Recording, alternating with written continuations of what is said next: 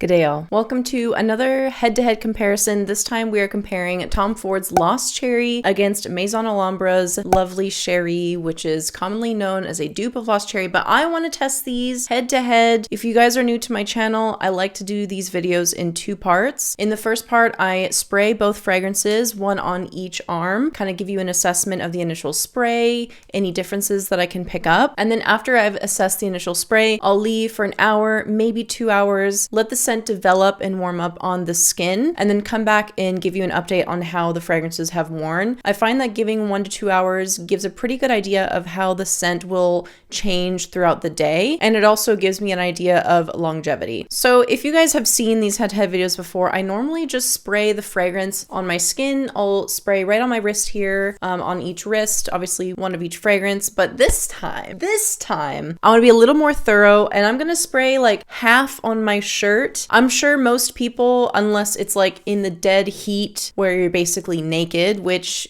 fair enough, but I feel like most of the year we're wearing some kind of clothing and you're probably spraying fragrance on clothing, whether it's on the collar of your shirt, maybe you do get a little bit on the sleeve, and fragrance often will wear differently on the skin versus clothing. In fact, it almost always lasts longer. So I want to give a more realistic assessment of how a fragrance would wear if I was just wearing that one alone and spraying it all over. Instead of just spraying on skin, we're spraying on skin and clothing, but of course leaving it to one side. So before we get into spraying, let's talk about notes.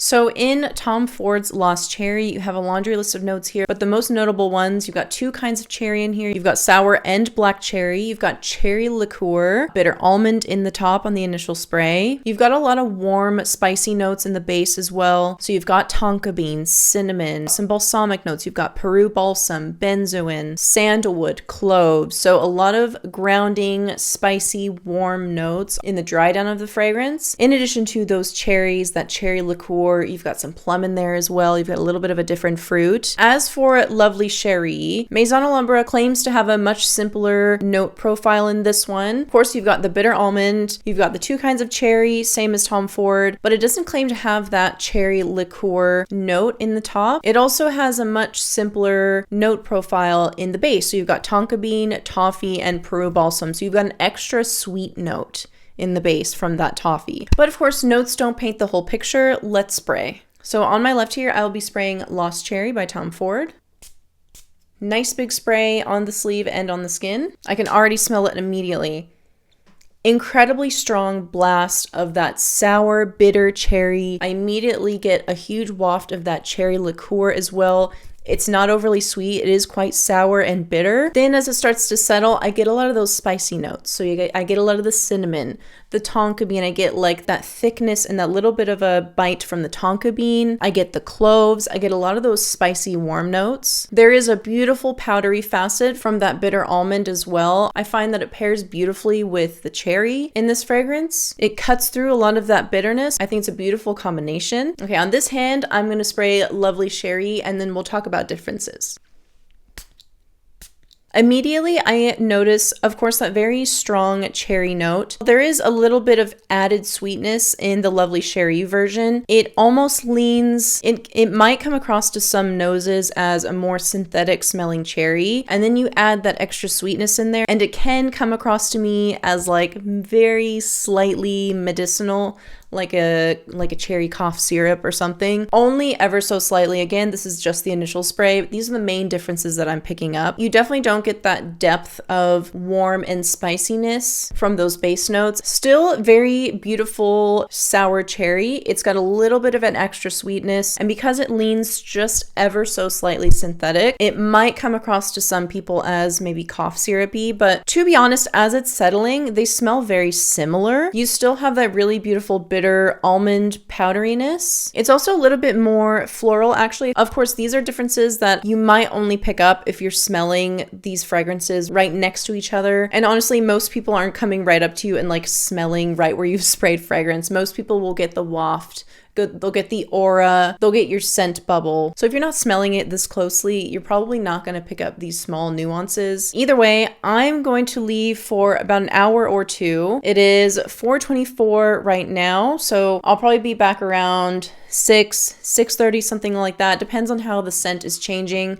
And then I will give you guys an update when I come back. A few moments later. I am back a little bit later than I anticipated. It is 6:59, so it's basically 7 o'clock. The reason why I waited a little bit longer is actually because I ended up reapplying both scents. After I sprayed around 4:30, walked away, and it was getting close to the 5:30 mark. Honestly, I could hardly smell either of them, though I can describe how the scents changed over like the hour or so after I had sprayed. I found that Tom Ford's dried down a little more powdery, so that bitter almond was a bit more prominent. It retained a lot of that spiciness, but the cherry was still kind of there. There was some fruitiness, could have also been the plum. There was still a touch of fruitiness, but really that bitter almond stuck around a little bit longer, as well as soft spiciness. As for Lovely Cherie, I found that it was a bit more fruity, so the cherry held up a little bit better. It didn't have that prominent bitter almond.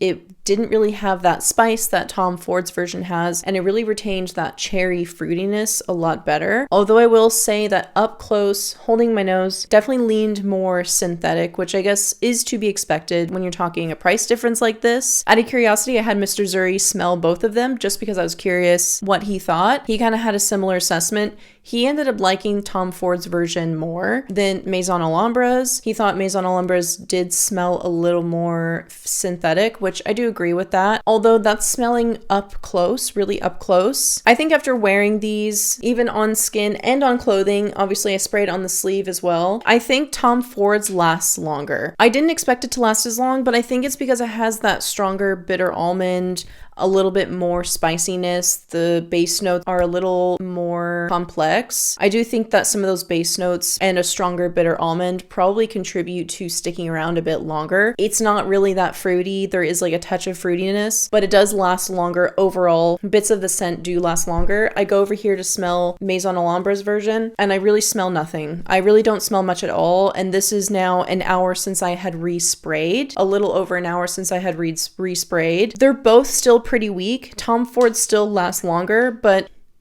I mean, I would never buy Tom Ford's version based on the performance, especially if you're looking for a cherry heavy scent. I probably wouldn't bother with Tom Ford. If money is no object, you like a little bit more powderiness, you like a little bit of a more spiciness on the dry down, and you don't need that heavy cherry note, then have at it, go crazy. But I think if you're penny pinching, you want maybe that heavier cherry note, maybe it smells just the tiniest bit synthetic, but it's not nearly as expensive. And me personally, I don't mind respraying. I carry a purse around with me most of the time, and even if I don't, it's not uncommon that I'll actually decant a scent and I'll keep it with me like this, and I'll respray throughout the day. That's not uncommon for me to do. So for the money that I save, I wouldn't mind respraying. That being said, Tom Ford's does seem to have better longevity. It just doesn't have that strong cherry note last. And as far as Maison Alhambra as well, I guess that doesn't really have much of anything last very well.